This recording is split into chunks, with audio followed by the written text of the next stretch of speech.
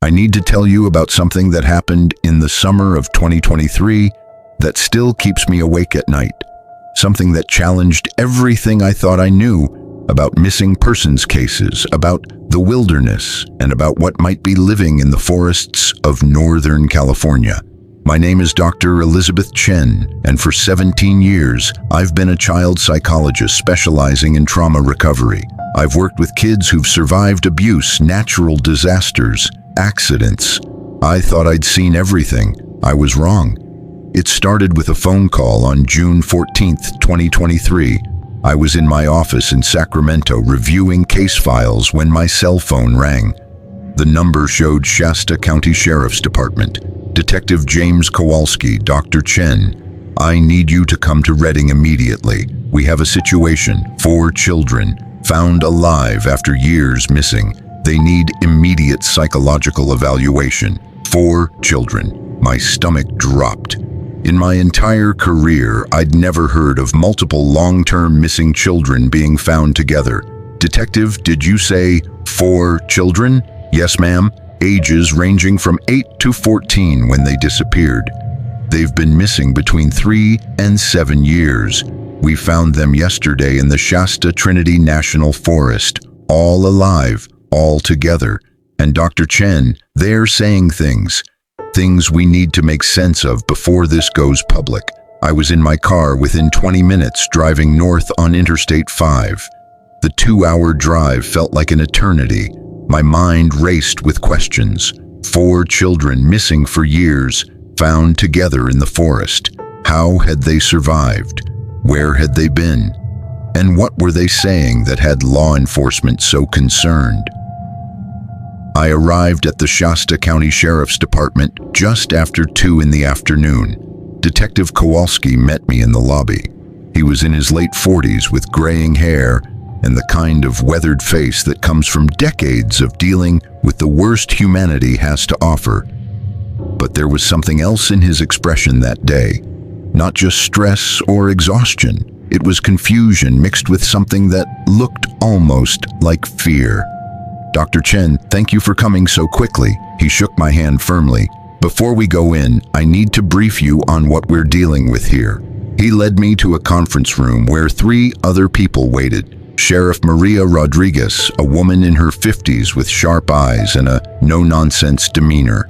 FBI Special Agent David Park, younger, maybe 35, with the crisp professionalism that screamed federal training. And Dr. Robert Hayes, a physician from Mercy Medical Center in Redding. Detective Kowalski pulled up a map on the conference room screen. It showed the vast expanse of the Shasta Trinity National Forest. Over 2 million acres of dense wilderness mountains and remote terrain. Yesterday morning, a group of experienced hikers found 4 children living in a makeshift camp about 40 miles northeast of Redding. The location is here. He pointed to a spot deep in the forest, miles from any trail or road.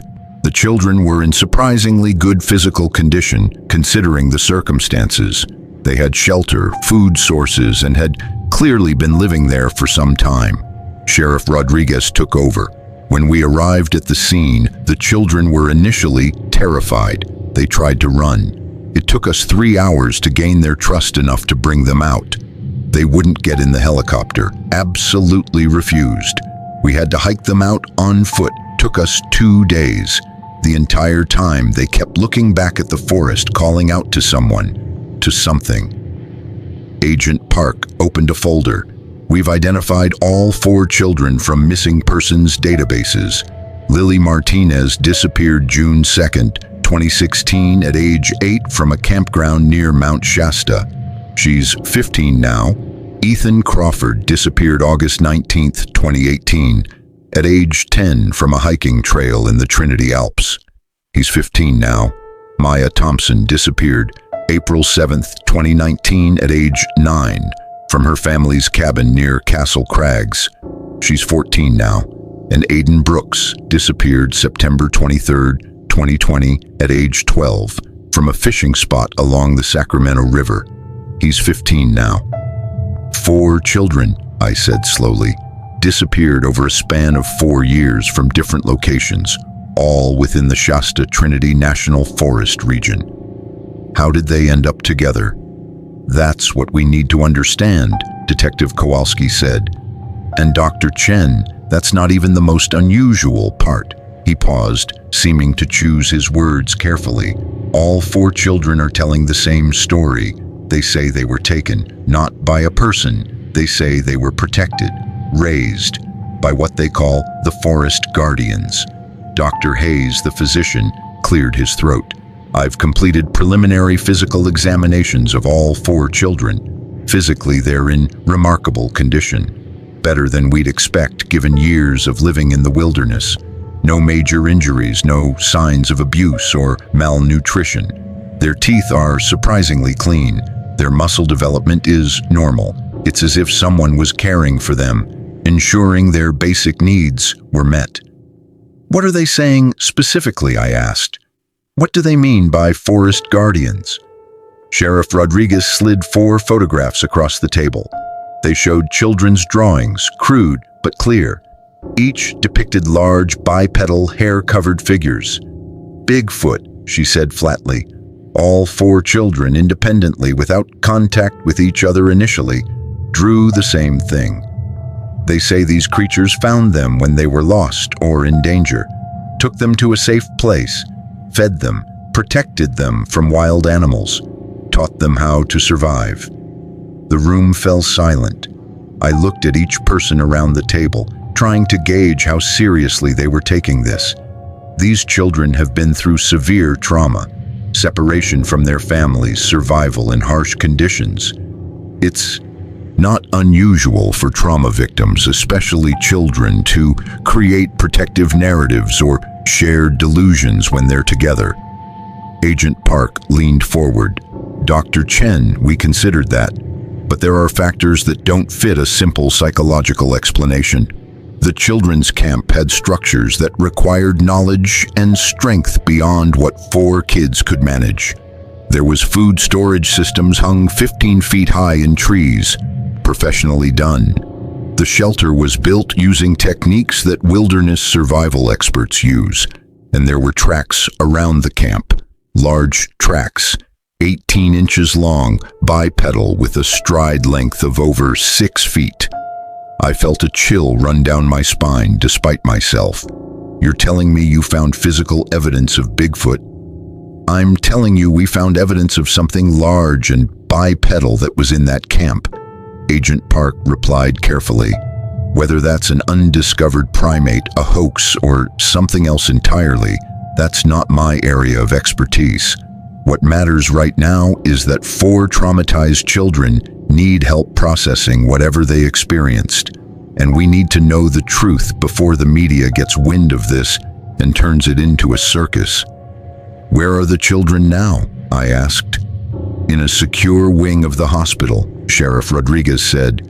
We've kept them separated from each other for now. Standard protocol in multiple victim cases. But they're agitated, asking to see each other constantly. They've formed a tight bond. We're also waiting for family members. 3 of the 4 families are on their way. Lily Martinez's mother should arrive within the hour.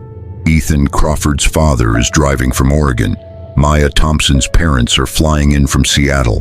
Aiden Brooks's situation is complicated. His parents divorced shortly after his disappearance. His mother is in Florida. His father is currently unreachable. I need to see them, I said. One at a time, then together if appropriate. I need to assess their mental state, understand what they believe happened, and determine the best approach for their recovery. But I'll be honest with you, if they've created a shared trauma narrative involving Bigfoot, breaking them out of that belief system will be delicate. Children who've survived by creating protective fantasies can be damaged further if those fantasies are stripped away too quickly. Detective Kowalski nodded. That's why you're here, Dr. Chen. We need someone who can help these kids, not interrogate them. But we also need to know what really happened out there. How did they survive? Was someone helping them?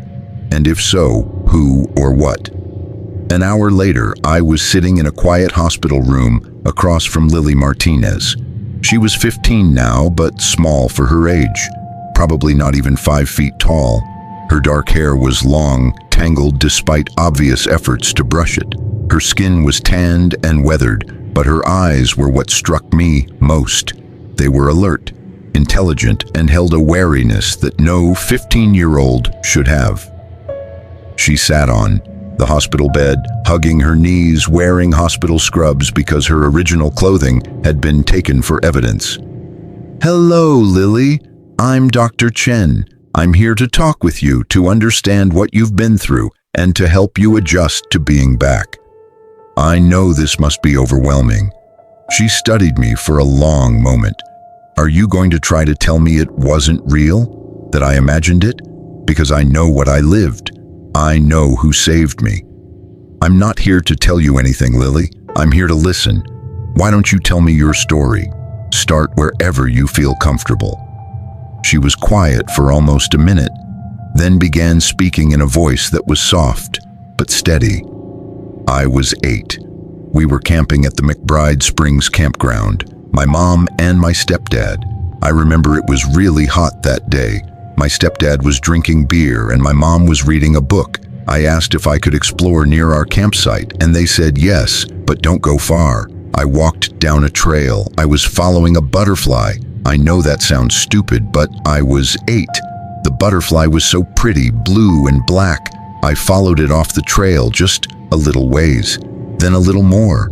When I looked up, I didn't know where I was. The trail was gone. I tried to go back, but everything looked the same. Trees and more trees. I started walking. I walked for hours. I was crying, calling for my mom.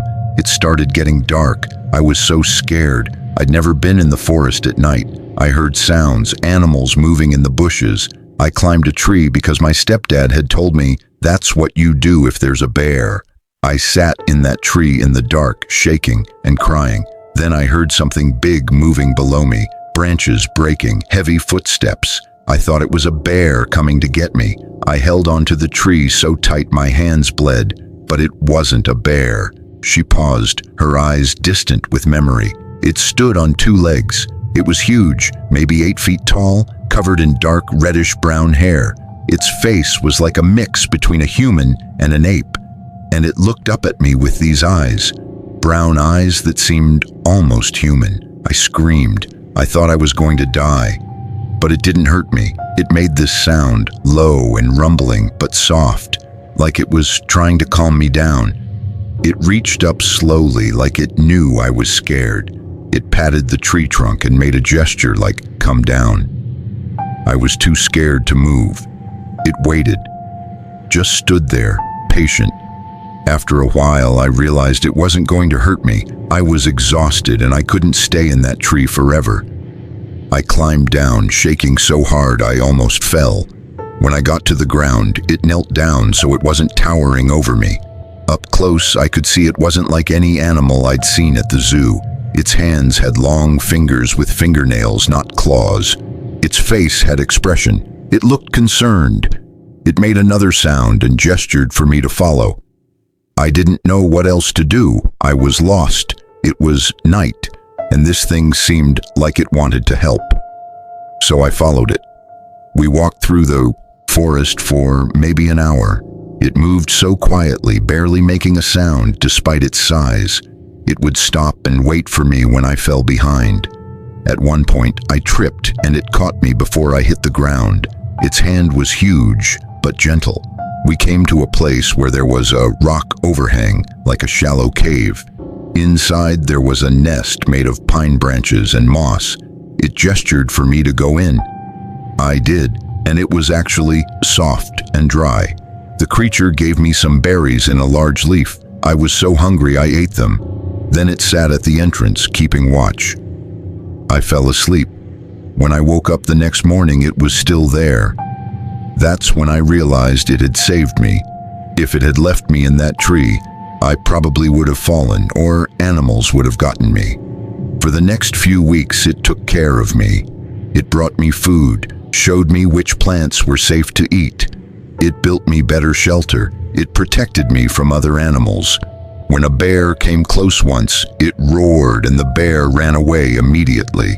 I tried to find my way back. I looked for trails, for people, for any sign of civilization, but I was so deep in the forest and I was just a little kid. I didn't know which direction to go, and after a while, I realized I was surviving because of this creature.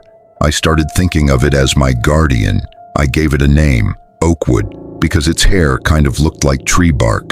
Lily's eyes filled with tears. Then one day, about 3 months after Oakwood found me, it brought me to a different place. There was another shelter there, bigger, and there was another child, Ethan. He was 10, and he'd been with a different guardian for about 2 months. We were both shocked to see each other. We realized we weren't the only ones. The guardians had found both of us, and they were keeping us together. Over the next few years, 2 more kids joined us, Maya, then Aiden. Each one had been found by a guardian when they were lost or in danger. The guardians brought us together. They made sure we had food and shelter. They protected us from everything, storms, animals, even from getting hurt. They were like a family to us. I let her words settle in the quiet room. Lily, you were 8 years old when you disappeared. You're 15 now. That's 7 years. Why didn't the guardians bring you back to your family? Why keep you in the forest? She looked at me with those old, knowing eyes. I asked Oakwood that. Obviously, it couldn't talk like we do, but we learned to communicate. Gestures, sounds, body language. I think they were protecting us from something. Or maybe they didn't understand that we had families looking for us.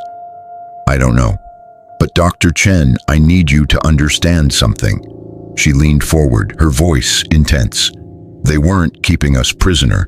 We could have left at any time. But we were kids, alone in a huge forest. Without them, we would have died. They saved our lives. I made detailed notes as she spoke, my mind analyzing every word. Her story was consistent, detailed, delivered without the hesitation or embellishment that typically accompanies fabrication. But it was also impossible. Bigfoot didn't exist. Large undiscovered primates didn't roam the forests of California, caring for lost children like some fairy tale. And yet, she believed it completely. Her body language, her eye contact, the emotion in her voice. She wasn't lying. She was telling me what she genuinely believed to be true. Thank you for sharing your story with me, Lily. I know that wasn't easy. Can you tell me about the other children? How did you all live together? She seemed to relax slightly, glad to move to less emotional territory. At first, it was hard. Ethan and I were both scared and confused, but having another person, another kid, made it better. We weren't alone anymore. The guardians, there were 3 of them by then, built us a better shelter. They showed us how to weave pine branches to make walls. They dug a pit for storing food. They even made us tools, sharp rocks for cutting, strong sticks for digging. Maya came next. She was 9. She'd been lost for 2 days when her guardian found her. She was in bad shape, dehydrated and hurt from a fall. Her guardian carried her to our camp, and we helped take care of her. Then Aiden showed up when he was 12. He'd fallen in a river and nearly drowned. His guardian pulled him out and brought him to us. The 4 of us became like siblings. We took care of each other. We made up games to pass the time. We told each other stories about our families, about our lives before. We kept each other from giving up hope. And the guardians, they watched over all of us. They taught us things. How to predict weather by watching the sky and animals. How to find water. How to stay warm in winter. How to stay safe. What happened in winter? I asked. How did you survive the cold? The winters in the Shasta Trinity National Forest could be brutal, with heavy snow and temperatures well below freezing. The guardians moved us, Lily said. When it started getting cold, they took us to a different place, like a cave system in the mountains. It was warmer there, protected. They brought us extra bedding, dried grass and moss, and animal fur. They brought more food too, nuts and dried berries they'd stored. We huddled together for warmth, all four of us, and sometimes the guardians would sit close to us too. Their body heat helped keep us warm. It sounds like you grew close to them. Yes. Lily's voice softened. Oakwood was like a parent to me. I know that sounds crazy, but it's true. When I was scared, I could lean against Oakwood and feel safe. When I was sad, missing my mom, Oakwood would stroke my hair gently. It never spoke, but I always knew it cared about me. Lily, I need to ask you something important. When the hikers found you, when the police came, why were you trying to run? Why didn't you want to be rescued? Her expression became troubled. Because we were happy. I know that. Sounds impossible, but we were. We had each other. We had the guardians. We had a life there. It was simple and sometimes hard, but it was ours, and we were afraid. We'd heard the guardians make warning sounds sometimes when people got close to our area. We learned that humans meant danger, not to us, but to the guardians. We were protecting them as much as they'd protected us. When those hikers showed up, we panicked. We thought they might hurt the guardians or take us away. We tried to signal the guardians to run, to hide. But they'd already gone. They always disappeared when people got too close. Then the police came with helicopters and all these people, and we realized we didn't have a choice. We were being taken back whether we wanted to or not. She wiped at her eyes angrily. Everyone keeps saying we were rescued. But Dr. Chen, we didn't need rescuing. We needed understanding. We needed someone to listen when we said we were okay, that we'd been cared for, that we wanted to say goodbye to the ones who saved us. Instead, we were just grabbed and taken away. We didn't even get to thank them. I sat back, processing her words. This was more complex than a simple case of trauma bonding or shared delusion. These children had built a life, had found meaning and safety in circumstances that should have killed them, and now that life had been ripped away. Lily, I understand this is difficult, but your mother is here. She's been looking for you for 7 years. She never gave up hope. Don't you want to see her? Lily's face crumbled. Of course I do. I've missed her every single day. I've dreamed about her.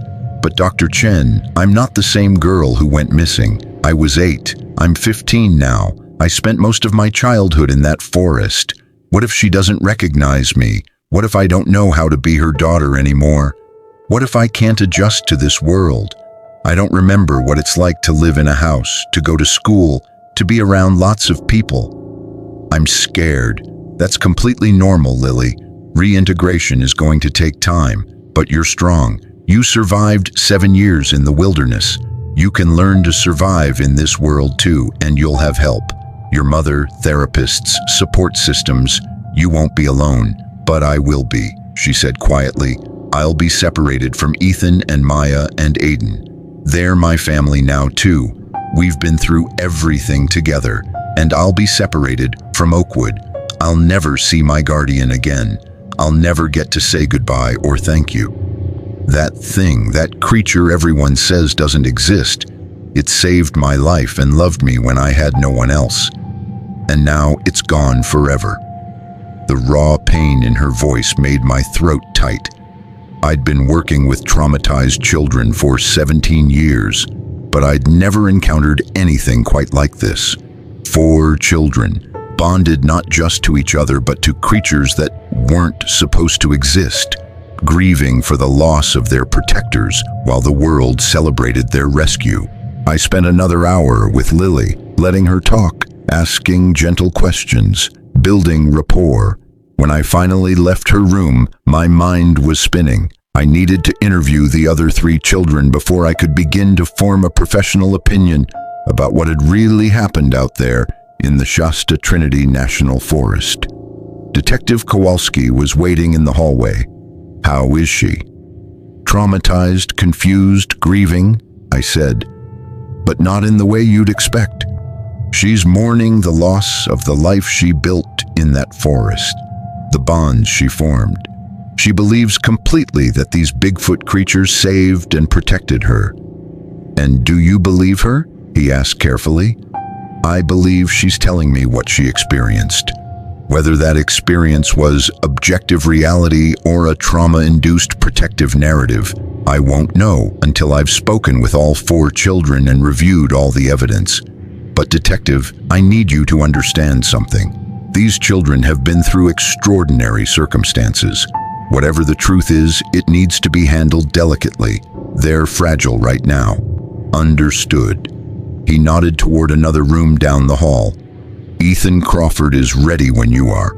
His father arrived an hour ago and they had a brief reunion. The boy is more willing to talk than Lily was." I took a moment to center myself, reviewing my notes, then entered Ethan's room. He was sitting in a chair by the window, looking out at the hospital parking lot with an expression of bewilderment. He was tall for 15, probably 5'10", with shaggy brown hair and the lean, muscular build of someone who'd spent years moving through difficult terrain. His father, a man in his early 40s with similar features, sat nearby, watching his son with a mixture of joy and concern. Mr. Crawford stood when I entered. "Dr. Chen, I'm Robert Crawford. Thank you for helping Ethan." We shook hands. "I'll give you privacy to talk." He touched his son's shoulder gently. "I'll be right outside if you need me, buddy." Ethan nodded but didn't take his eyes off the window. After his father left, I pulled up a chair. "Ethan, I'm Dr. Chen. I spoke with Lily a little while ago. She told me about your time in the forest, about how you all survived together. I'd like to hear your perspective if you're willing to share." He finally looked at me. His eyes were green, intense, older than they should be. "Did Lily tell you about the Guardians?" "Yes, she did." He turned back to the window. "Then you probably think we're crazy, or that we made it up, or that we're suffering from some kind of group delusion." That's what I heard the FBI agent saying to the sheriff. They think we're either lying or insane. I don't think you're either of those things, Ethan. I think you've been through something extraordinary that most people won't understand. But I'm here to listen and to help.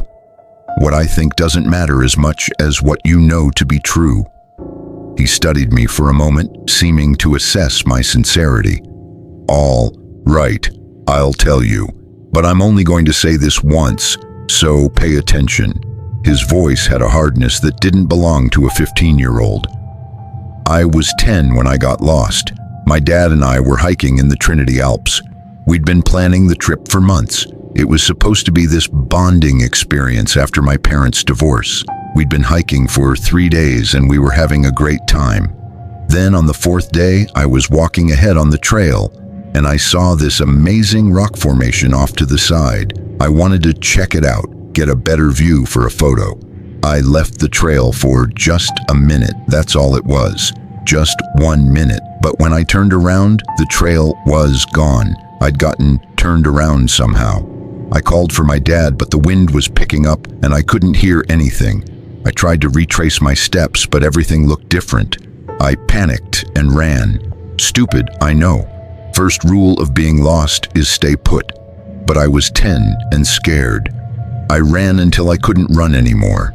By then, I was completely lost. I tried to be smart about it. I knew about moss growing on the north side of trees, about following water downhill. But I was in thick forest with no clear paths. I walked for hours. It started getting dark and cold. I was wearing a jacket, but it wasn't enough. I found a spot under some trees and curled up, trying to stay warm. That night was the worst night of my life.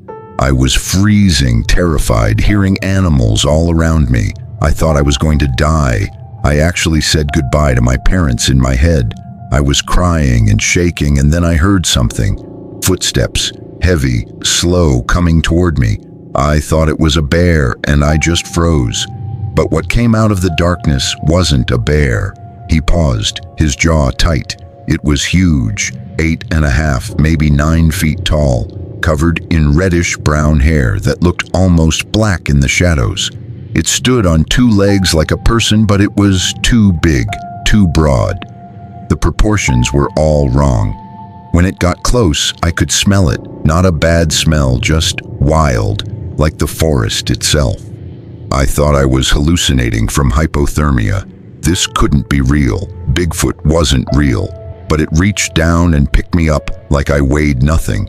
Its arm went around me and suddenly I wasn't cold anymore. Its body heat was incredible.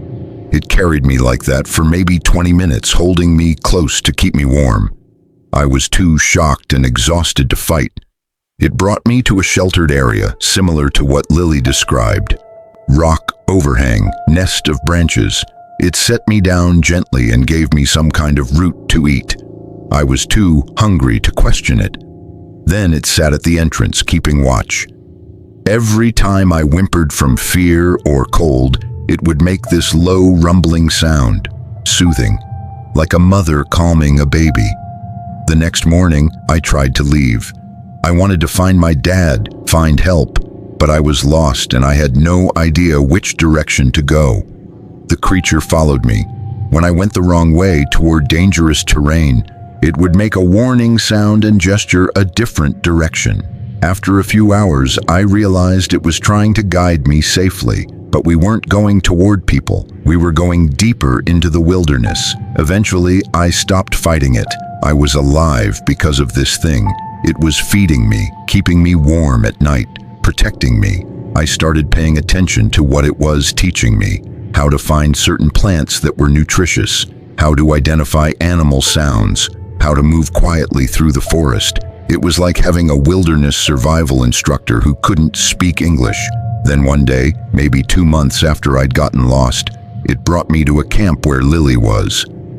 I couldn't believe it. Another kid, another survivor. She'd been there for 3 months by then.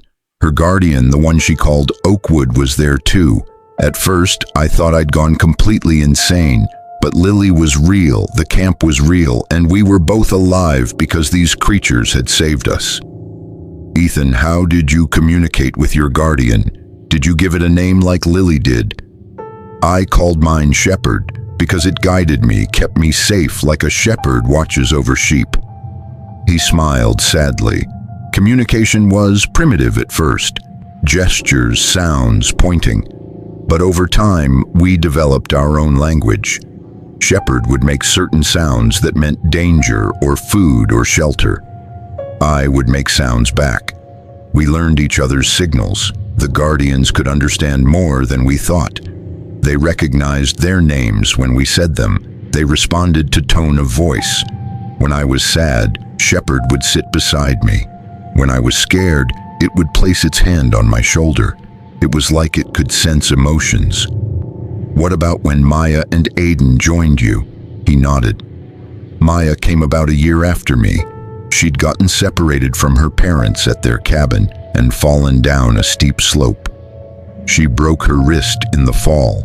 Her guardian, she called it Willow, found her and actually set her wrist. I saw it. It used straight sticks and strips of bark to make a splint. Then it brought her to us. We helped take care of her until she healed. The 4 of us, we became a tribe. That's what we called ourselves. The Forest Tribe. Aiden came last. He'd gone fishing and fell in the river. Got swept downstream, nearly drowned. His guardian, he named it Cedar, pulled him out and brought him to our camp. Aiden was 12, older than the rest of us had been when we got lost. He fought it more at first, tried to escape several times, but he always got turned around and lost. Eventually, he accepted that staying with us was his best chance of survival. And in all those years, you never found your way back to civilization, never saw other hikers or heard search parties. We heard helicopters sometimes, saw them flying overhead. The guardians would make us hide whenever people got close. They'd cover us with branches and leaves, and we'd stay completely still until the danger passed. At first we thought they were being cruel, keeping us from rescue. But over time, we understood. They were terrified of humans. They'd lived their entire lives hiding from people. They couldn't risk being discovered. There were times when we saw hikers in the distance. We could have called out, revealed ourselves, but we didn't. By then, we'd been gone so long. We figured our families had given up hope. We'd built a new life. The guardians were our family. And honestly, Dr. Chen, we were free in a way most people never experience. No school, no rules, no technology. Just survival and nature and each other. It was hard, but it was real. Ethan, your father has been searching for you for 5 years. He never gave up. Don't you want to reconnect with him? Don't you want your old life back? He turned from the window and I saw tears in his eyes. I don't have an old life to go back to. I'm not the 10-year-old kid who went hiking with his dad. I'm 15. I've spent 5 years in the wilderness. I've skinned rabbits, started fires with sticks, navigated by stars. I've survived situations that would kill most adults. How am I supposed to go to high school, sit in a classroom, use a smartphone? I don't even remember how any of that works. And yes, I love my dad. Seeing him today, it was amazing and terrifying at the same time. But he's a stranger to me now. The man I remember is 5 years younger, and I'm not his little boy anymore. I'm someone else entirely, someone he doesn't know. That's why I'm here, Ethan, to help you and your father reconnect, to help you adjust to this world again. It won't be easy, but it's possible. Thousands of people have reintegrated after long absences. Prisoners of war, kidnapping victims, people who've been isolated. You can learn to be part of society again. But what if I don't want to? He said quietly. What if I want to go back? The guardians are still out there. Our camp is still there. We could find our way back. We know that forest better than anyone. We could disappear again, and this time they'd never find us. Is that what you really want? Or are you just afraid of the unknown? You've spent 5 years in a world you understood, where the rules were clear. Now you're being thrown into a complex, overwhelming world. That's scary. But Ethan, you have opportunities here that you didn't have in the forest. Education, relationships, a future. The guardians gave you survival, but your father can give you life. He was quiet for a long time. Finally, he said, I just want to see Shepard one more time, to say thank you and goodbye properly. We were ripped away so suddenly. One day we were together, safe, and the next day, there were helicopters and people with guns, and we were being dragged out. The guardians must think we abandoned them. They must be looking for us, worried about us. That kills me. His pain was palpable. These children hadn't just survived. They'd bonded deeply and genuinely with something that had cared for them in their darkest moments. Whether those beings were real or a shared trauma response, the grief was authentic. I promise you, Ethan, we'll find a way to help you process this loss and move forward. You're not alone in this. I spent another 40 minutes with him, discussing his time in the forest, his relationship with the other children, his fears about reintegration. By the time I left, I had a clearer picture of what these 4 had experienced together. In the hallway, I found not just Detective Kowalski, but also Agent Park, Sheriff Rodriguez, and Dr. Hayes. They'd clearly been waiting for me, wanting answers. Well, Sheriff Rodriguez asked, what do you think? Are they delusional, traumatized, making it up? I chose my words carefully. They're telling a consistent story with remarkable detail. Their accounts corroborate each other on virtually every point. They show genuine emotion when discussing their guardians. The grief is real. The connection is real. Whether the guardians themselves are real, that's not my determination to make.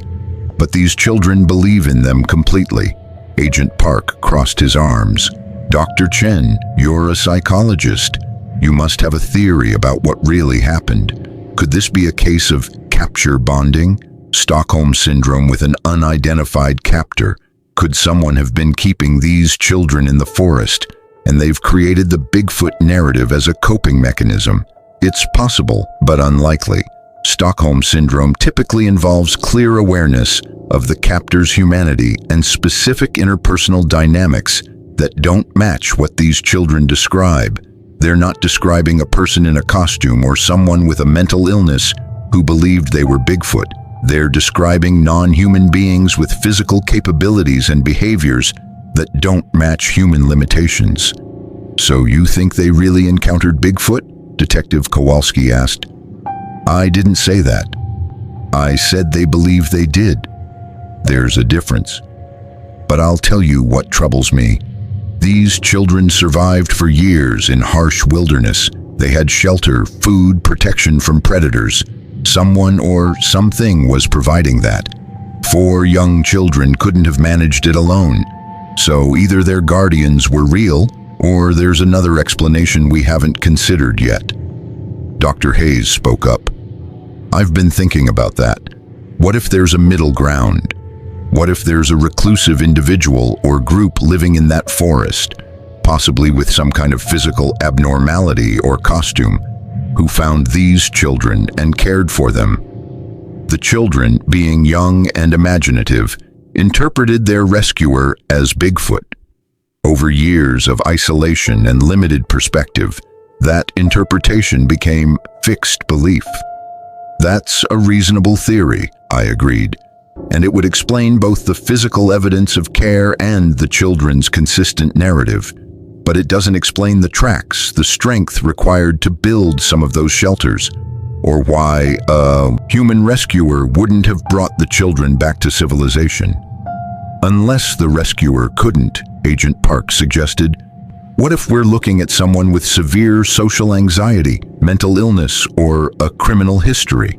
Someone living off the grid who found these lost kids and cared for them, but couldn't risk contact with authorities." "We'll need to investigate that possibility," Sheriff Rodriguez said. "Send teams back to the camp location, search for any evidence of human habitation or identity. Meanwhile, Dr. Chen, you need to interview the other 2 children, see if their stories hold up under scrutiny." I interviewed Maya Thompson next. She was 14, small and wiry, with long blonde hair that had been recently washed and brushed. She sat on her hospital bed, folding and refolding a blanket nervously. Her parents were in a waiting room down the hall, giving her space as requested. "Hi, Maya. I'm Dr. Chen. I've been speaking with Lily and Ethan. They told me about your time in the forest together. Would you like to tell me your story?" She looked up at me with blue eyes that seemed too old for her face. "Are you going to separate us? Are they going to split us up and send us back to our families and make us forget about each other?" "No one is going to make you forget anything, Maya. Your memories, your experiences, those belong to you. As for separation, that's complicated. You do have families who love you and missed you, but I'll advocate for ongoing contact between you 4. You've been through something unique together. That bond shouldn't be carelessly broken." She seemed to relax slightly. "Okay, what do you want to know? Tell me what happened to you, Maya. Start from the beginning." She took a deep breath. "I was 9. We were at our family's cabin near Castle Crags. It was spring break and my parents wanted to get away from the city. I loved that cabin. We'd been going there since I was little. There was a creek nearby and these huge rocks I liked to climb. My parents said I could play outside as long as I stayed where they could see me from the cabin windows. But I saw this deer, a doe. She was so beautiful, just standing at the edge of the trees, looking at me. I wanted to get closer, take a picture with my mom's camera. I followed her into the forest. Just a little ways, I thought, just to get a good picture. But she kept walking and I kept following. Before I knew it, I couldn't see the cabin anymore. I couldn't hear my parents. I tried to go back, but everything looked the same. Trees and rocks and more trees. I started running, calling for my mom and dad. I wasn't watching where I was going. I ran right to the edge of a steep slope and I fell. I rolled down maybe 30 feet, hitting rocks and branches. When I stopped, my wrist was bent wrong and there was blood on my face. I tried to stand, but my ankle was hurt too. I screamed for help until my throat was raw. Nobody came. It started getting dark. I was in so much pain and so scared. I thought I was going to die there. Then I heard something moving above me on the slope. I thought maybe it was my parents, maybe they'd found me. But what came down that slope wasn't my parents. She paused, her hands gripping the blanket tighter. It was at least 8 feet tall, covered in light brown hair, almost golden in the setting sun. Its face was flat, like human but not human, and its eyes, when it looked at me, they were gentle, concerned. It made this soft hooting sound and climbed down to where I was. I should have been terrified, but I was in so much pain and so alone that I didn't care what it was. It knelt beside me and looked at my wrist. Its hands were huge, but it touched me so carefully, like it knew I was hurt. Then it did something amazing. It looked around and found 2 straight sticks. It placed them on either side of my wrist and used strips of bark to tie them in place. It made a splint, a real splint. Then it picked me up, cradling me like a baby. It carried me away from that place. I passed out from the pain. When I woke up, it was night and I was in a shelter, warm on a bed of moss and leaves. My wrist still hurt, but it was secure in the splint. There was water in a large leaf next to me and some kind of mashed up roots. The creature was sitting nearby, watching me. Over the next few days, it took care of me, changed the bandages it made from soft plant fibers, brought me food and water, kept me warm. My wrist started to heal. After about 2 weeks, it carried me to a different place. That's where I met Lily and Ethan. I couldn't believe there were other kids, that I wasn't the only one. Seeing them, knowing I wasn't alone anymore, that was when I started to believe I might actually survive. Your guardian, the one you called Willow. Why did you choose that name? She smiled for the first time. Because when it moved, it was graceful, like willow branches in wind. Despite being so big, it never seemed clumsy or threatening. And it had the kindest eyes I've ever seen. I know people think we're crazy, that we imagined all this or that someone in a costume tricked us. But Dr. Chen, I saw Willow up close every day for 5 years. I touched its hand, I heard its breathing, I smelled its scent. It was real. Tell me about living with the other children. How did you all survive together? We became a family. Lily was like the big sister, even though Ethan was older. She was the organized one, keeping track of what food we had stored, making sure we all had tasks. Ethan was the protector. He learned to make weapons from stone and wood. He'd patrol around our camp, making sure it was safe. Aiden, when he came, he was the builder. He figured out how to make better shelters, how to waterproof our roof with clay and leaves. And me, I became the medic. Willow had taught me about healing plants. I learned which ones helped with pain, which ones stopped infection, which ones could be used for fevers. The guardians watched over us, but they let us take care of ourselves too. They brought us food, but they also taught us to forage. They protected us from big predators, but they let us deal with smaller challenges. It was like they were raising us to be independent, preparing us to survive on our own if something happened to them. We had routines. We'd wake up when the sun came up. We'd check our food stores and water supply. We'd gather firewood. In the afternoons, we'd explore, always staying together. The guardians taught us the forest, showed us secret places, caves with paintings on the walls, ancient trees that were hundreds of years old, a waterfall that was so beautiful it made us cry. At night, we'd sit around the fire, tell stories, sing songs we remembered from our old lives. The guardians would sit nearby, listening. Sometimes they'd make sounds like they were trying to join in. Did you ever try to leave, to find your way back? At first, yes, all of us tried. But the forest is huge and we were just kids. We'd get lost within an hour. The guardians would find us and bring us back. After a while, we stopped trying, not because we were prisoners, but because we realized we had something special. We were living in a way humans haven't lived for thousands of years. connected to nature, free from all the stress and complications of modern life. No school pressure, no social media, no bullying, no expectations.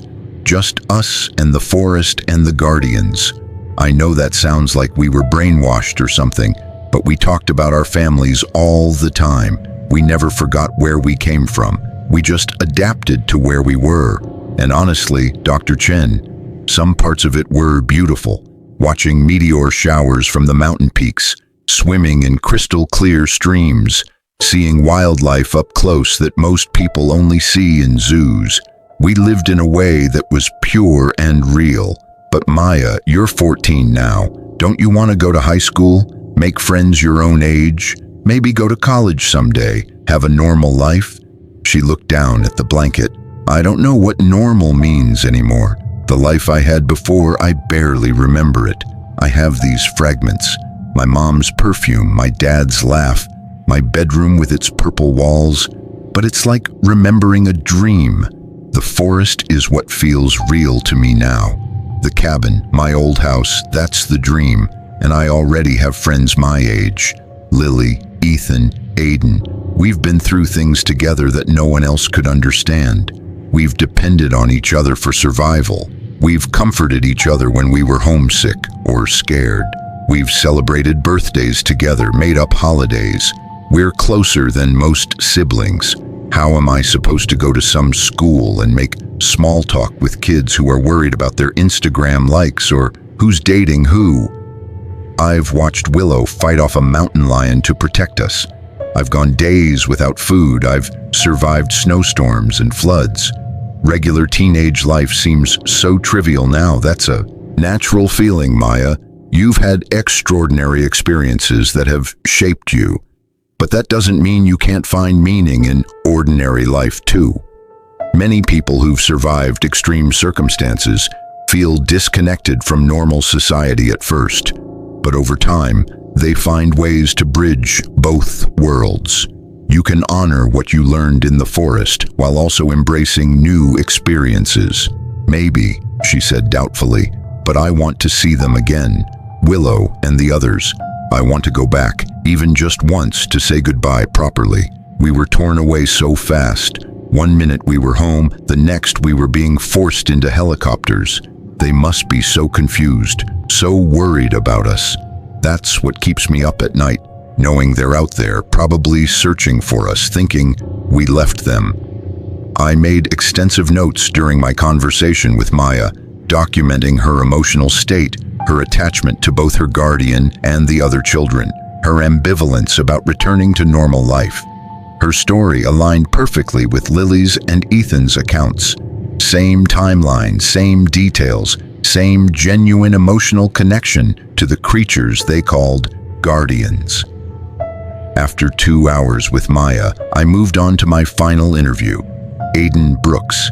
He was 15, the oldest of the group, with dark hair and brown eyes. He was tall, maybe 6 feet, with the lean, strong build of an athlete. He sat in his hospital room with his arms crossed, his expression guarded. His situation was complicated. His parents had divorced shortly after his disappearance, each blaming the other for his loss. His mother had moved to Florida to escape the memories. His father had descended into alcoholism and was currently in rehab, unable to come.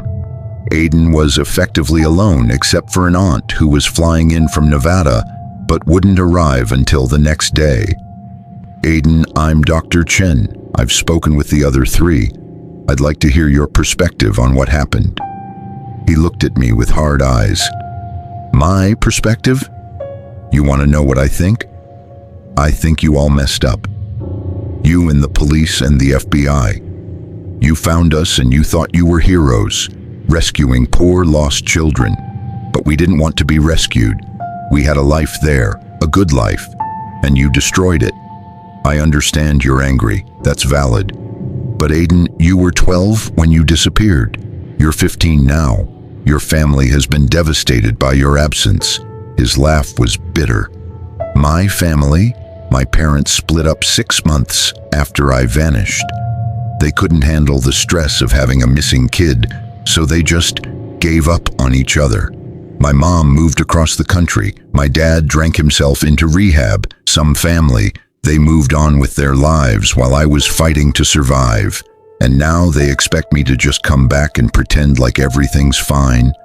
Like the last 3 years didn't happen. Tell me about those 3 years. What happened to you? He was quiet for a long moment. When he spoke, his voice was calmer. I was 12. I'd gone fishing at this spot my dad and I used to go to before the divorce. I wanted to prove I could do it alone, that I didn't need him even though he'd already checked out emotionally. Stupid kid logic. I was standing on the bank and I slipped on wet rocks, fell right into the river. The current was stronger than I expected. It pulled me under, tumbled me around. I couldn't get my head above water. I thought I was going to drown. Then something grabbed me, pulled me up and out. I was coughing up water, gasping for air. When I could finally see, I realized what had saved me. This massive creature had to be 9 feet tall, covered in dark brown hair. Its hand was around my waist, holding me like I weighed nothing. I tried to scream, but I couldn't breathe right yet. It carried me to the shore and laid me down on the bank. It pressed on my chest a few times and more water came up. Then it just sat back and watched me, making sure I was okay. I was terrified. I tried to get up and run, but my legs wouldn't work. I was weak from nearly drowning and freezing from the cold water. The creature made this low sound, almost like words, but not quite. It picked up my fishing gear and my backpack that had washed up nearby. Then it picked me up again and started walking. I fought it at first, punching and kicking, but it was like hitting a brick wall. It didn't hurt me though, just held me firmly and kept walking. After maybe an hour, we came to a camp. That's where Lily, Ethan, and Maya were. 3 kids living in the forest with these creatures watching over them. I thought I'd lost my mind. Maybe I'd actually drowned and this was some weird afterlife. But they were real and they welcomed me, told me their stories, showed me how they'd survived. I didn't want to believe it. For weeks I tried to escape, to find my way back, but I always got lost. The forest was massive and I had no idea where I was. My guardian, I eventually called it Cedar because it smelled like cedar trees. It always found me and brought me back. Not in a mean way, it was patient, like it understood I was struggling but knew I'd come around eventually. And you did come around? He nodded slowly. Yeah. After about 2 months, I realized Cedar had saved my life. It had pulled me from the river when I would have drowned. It made sure I was warm and fed. It protected me from a bear that came near our camp once. It wasn't holding me prisoner, it was keeping me alive. So I stopped fighting and started learning. Cedar taught me things my dad never did. How to track animals by their prints and scat. How to find north by the stars. How to predict weather by watching the clouds and birds. How to make fire with a bow drill. Real survival skills that most people never learn. And the other kids, they taught me too. We taught each other. We became a team. You gave Cedar its name. What was your relationship like with it? His expression softened. Cedar was like a father to me. More of a father than my real dad had been in years. Cedar was always there, always reliable. When I was angry, Cedar would sit with me until I calmed down. When I was sad, missing my old life, Cedar would bring me something special. A bird's nest, a pretty rock, a piece of honeycomb, little gifts to cheer me up. It couldn't talk, but it communicated. I always knew what Cedar meant, and I learned Cedar's sounds too. Warning sounds when danger was near, happy sounds when we accomplished something, sad sounds on stormy nights when we all huddled together. Cedar had emotions just like us. Anyone who says Bigfoot is just an animal doesn't know what they're talking about. They're people, different from us, but people nonetheless. Aiden, that's a significant claim. You're saying these creatures have human-level intelligence? I'm saying they have their own kind of intelligence. They don't have our technology or written language. but they have knowledge we've lost. They understand the forest in ways we can't even comprehend. They can read weather patterns days in advance. They know every plant and animal in their territory. They communicate with complex vocalizations and gestures. They make tools. They build structures. They care for their young and for lost kids who need help. If that's not intelligence, I don't know what is. The FBI is investigating the possibility that a human, possibly someone living off-grid, was caring for you and the others, that you interpreted this person as Bigfoot due to psychological trauma or suggestion. What do you say to that theory? He laughed harshly. That's ridiculous. I saw Cedar every day for 3 years, up close.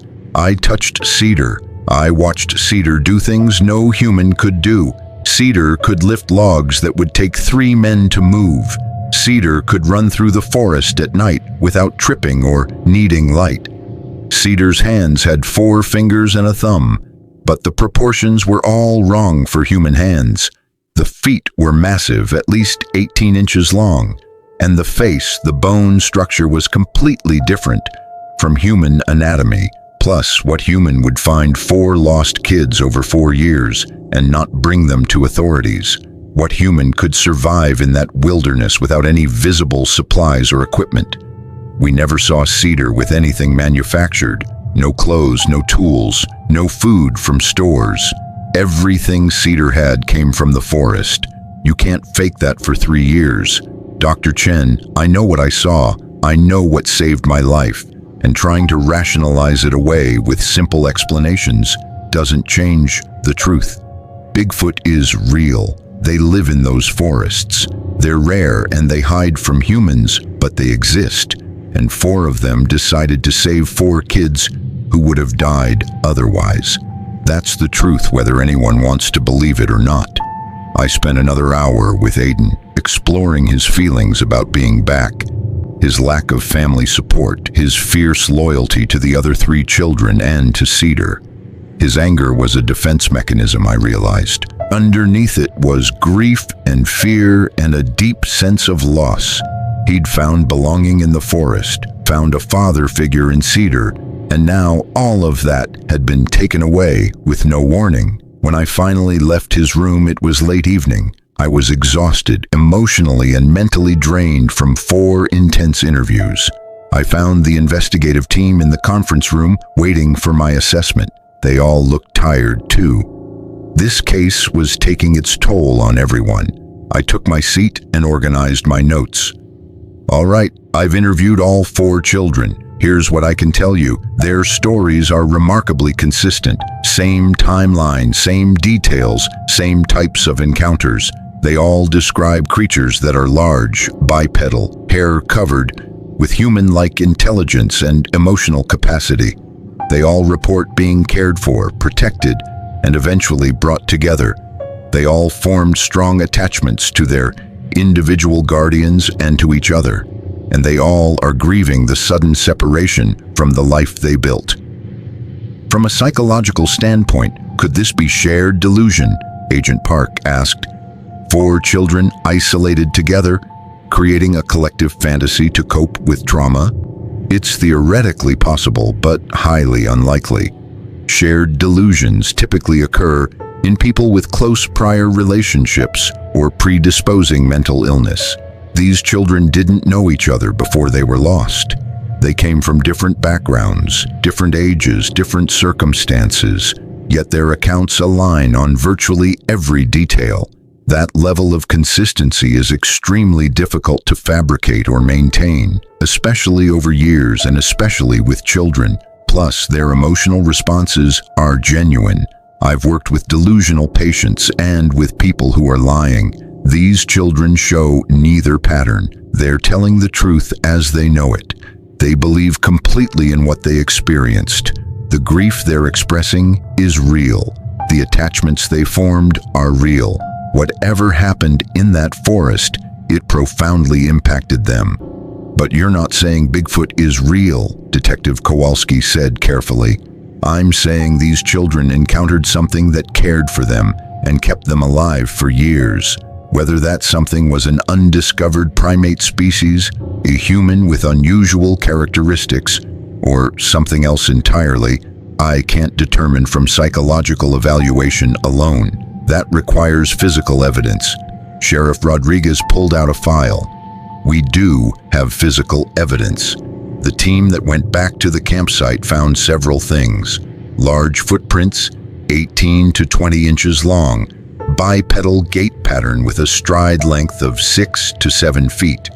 Tree structures built at heights requiring someone at least 8 feet tall. Scratches on trees 10 feet up, consistent with something large marking territory.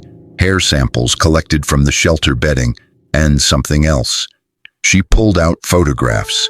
These are the shelters the children were living in. Look at the construction. The main structure had walls woven from branches in a complex basket weave pattern. The roof was waterproofed with layers of bark, clay, and moss. There was a ventilation hole for smoke from their fire. The entrance could be closed with a woven door. This isn't something 4 children could have built alone. Dr. Hayes added, the hair samples are being analyzed now. Preliminary results show they're not from any known animal in North America. Not bear, not elk, not any primate currently recognized by science. The samples are being sent to multiple labs for DNA analysis. We should have results in a few days. Agent Park leaned forward. There's also the question of how these children were found in the first place. The hikers who discovered them said the children were in a small clearing, almost like they'd been placed there deliberately, like something wanted them to be found. The camp was another mile deeper into the forest, well hidden. If the children had been in their camp, the hikers would have walked right past without knowing they were there. You think the Guardians brought them to that clearing? I asked. Put them where they'd be discovered? It's a possibility, Agent Park said. Maybe the creatures realized the children needed to return to human society. Maybe they knew they couldn't keep them forever. Or maybe something changed in their situation that made it necessary to return the children. Over the next 3 days, things moved quickly. The hair samples came back with stunning results. The DNA didn't match any known species in any database. It showed primate characteristics, but with significant divergence from all known great apes, including humans. The genetic markers suggested a species that had evolved separately for potentially millions of years. The footprint casts were examined by forensic podiatrists and wildlife experts. The conclusion was unanimous. These were not human footprints, not bear prints, not from any known animal. The bone structure evident in the impressions showed a flexible midfoot not present in human anatomy, adapted for both climbing and walking on varied terrain. The media got wind of the story. 4 missing children found alive became national news. The Bigfoot angle leaked despite efforts to contain it. Suddenly, reporters from around the world were descending on Redding, demanding answers, interviewing anyone connected to the case. The children's families were harassed. Conspiracy theorists flooded social media with claims and counterclaims. I worked with each child daily, helping them adjust, preparing them for reunion with their families. Lily's mother came. The reunion was tearful and beautiful. Her mother held her for an hour straight, sobbing, thanking God she was alive. But there was also awkwardness. They'd been separated for 7 years. Lily was almost a different person now. Ethan's father arrived, sober from rehab, desperate to reconnect with his son. They talked for hours, crying, apologizing, trying to bridge the 5 years of absence. It was painful and hopeful at the same time. Maya's parents came together despite being divorced. They held her between them, all 3 crying. But later, Maya told me she felt like she was meeting strangers. She couldn't remember what it felt like to be their daughter. Aiden's aunt came from Nevada. She was kind, but she barely knew him. Aiden remained withdrawn, angry at a world that had taken away everything he'd built. I recommended the 4 children be allowed to stay together during their transition period. They needed each other, I argued. They were a family unit. Separating them would cause additional trauma. After much negotiation, it was agreed. A facility was set up where all four could stay together while receiving therapy, education, and gradual reintegration support. Their families could visit, but the children would remain together for at least 6 months. 1 month after they were found, I was sitting with all 4 children in a common room at the facility. We'd been working on processing their experiences, on helping them understand they could honor their time in the forest while also embracing their future. But they were struggling. They missed the forest. They missed their guardians. They felt trapped in the modern world. "Dr. Chen," Lily said quietly, "we want to ask you something." All 4 of them looked at me with those old, serious eyes. "We want to go back, just once. We want to say goodbye properly, to thank them for saving us, to let them know we're okay and we didn't abandon them. We need closure." "That's not possible," I said gently. "The location of your camp is now a protected area. The authorities don't want people going in there, disturbing potential evidence or endangering an unknown species. It's closed off." "But you could help us," Ethan said. "You have connections. You could convince them that it's therapeutically necessary, that we need this to move forward. Please, Dr. Chen, we're asking you to help us heal. Isn't that your job?" I looked at their faces. 4 children who'd survived the impossible, who'd formed bonds that transcended species, who were grieving losses that most people couldn't understand. They were right. They needed closure. And maybe I needed to see for myself what had been out there in those woods. I made calls. I pulled strings. I argued that therapeutic closure required returning to the site with proper supervision. After 2 weeks of negotiations, I got permission. 1 trip, heavily supervised for therapeutic purposes only. The 4 children, myself, and a small security team.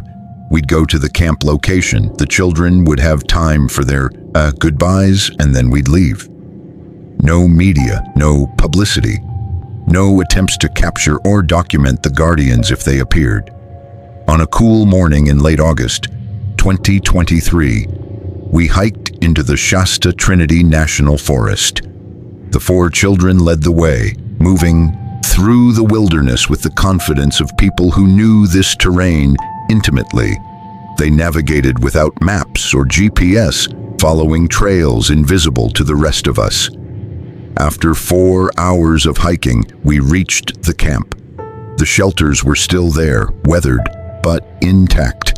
The fire pit was cold, covered with fallen leaves.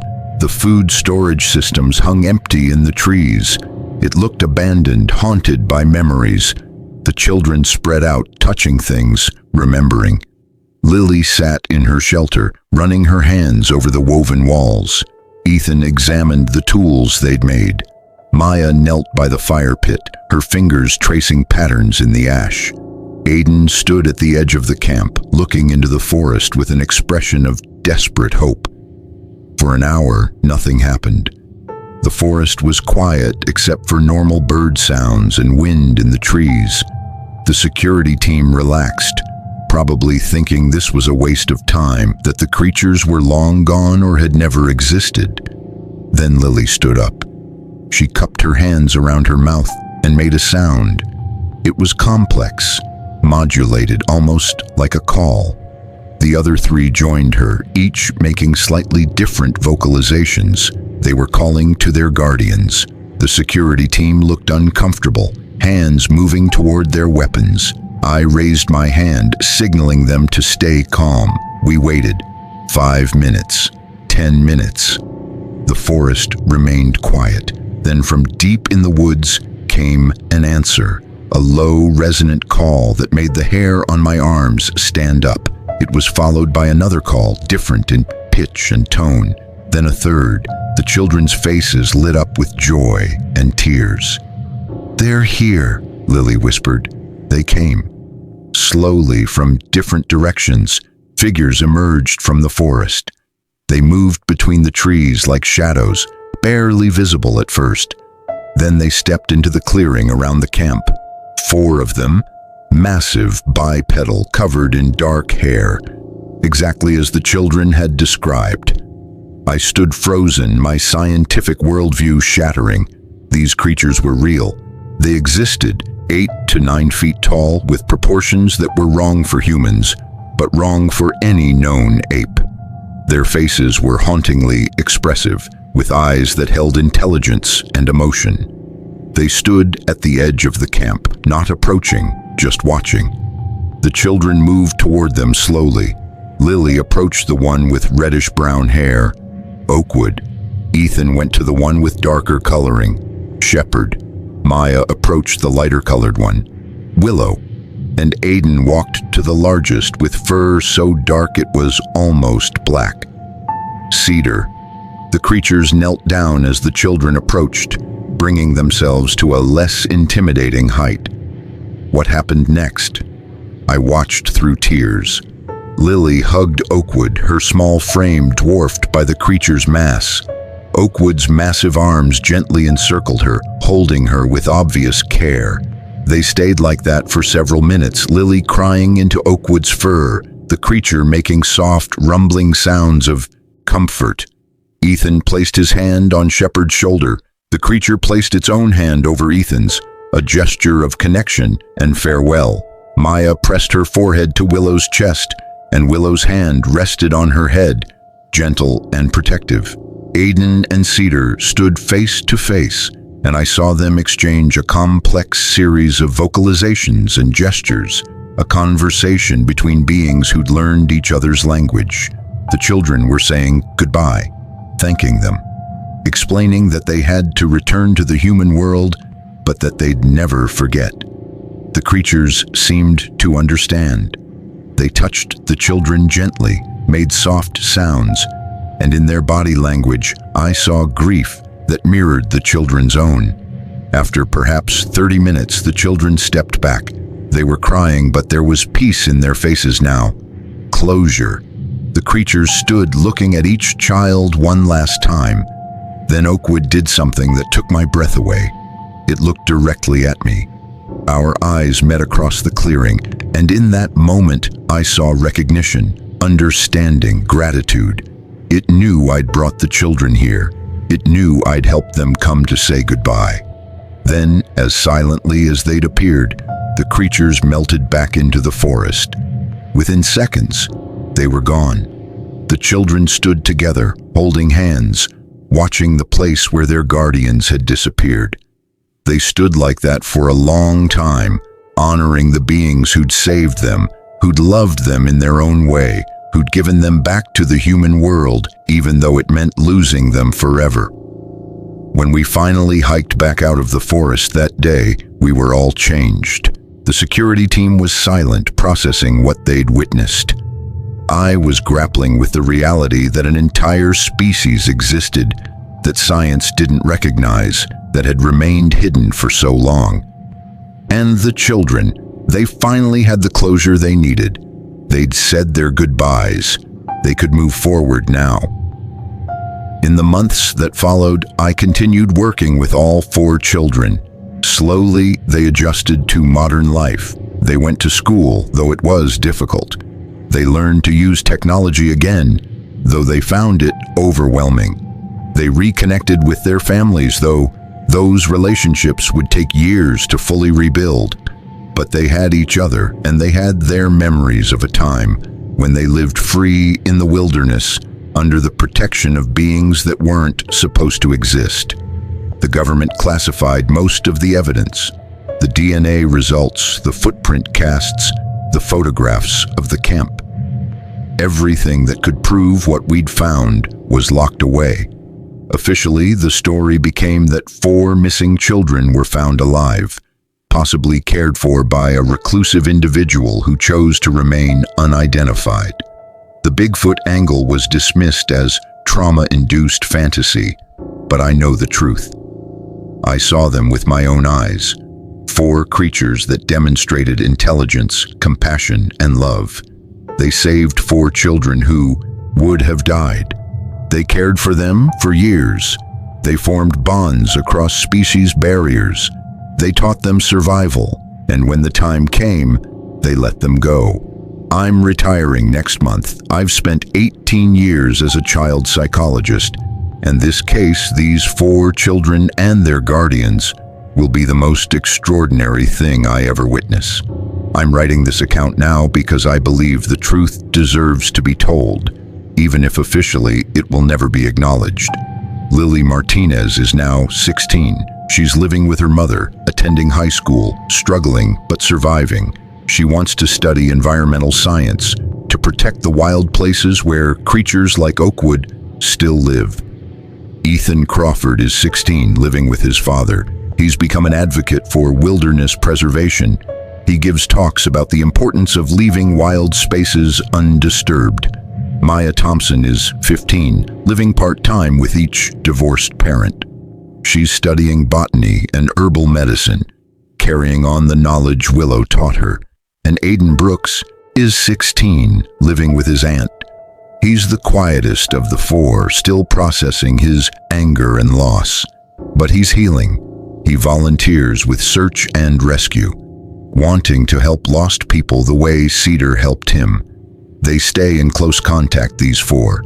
They visit each other regularly. They're bonded for life by the extraordinary experience they shared. And sometimes I'm told they go camping together in forests, far from crowds. They sit around campfires and make the calls they learned years ago. And sometimes, from deep in the woods, they hear answers. Their guardians are still out there, still watching, still protecting their territory. As for me, I'll never look at a forest the same way again. I'll never dismiss the stories people tell about what they've seen in the wilderness, because now I know there are things in this world that science hasn't cataloged. Creatures that have learned to survive by staying hidden. Beings that are capable of compassion and love across the vast divide between species. 4 children went missing in the forests of Northern California. Against all odds, they survived. They were found alive, healthy, and forever changed. And the truth of how they survived, the beings who saved them and raised them and eventually returned them, that truth is more extraordinary than any legend or campfire story could ever capture. The guardians of the forest are real. They're out there. And 4 children know this with absolute certainty because they spent years under their protection, learned from their wisdom, and felt their love. That's not a fairy tale. That's not a delusion.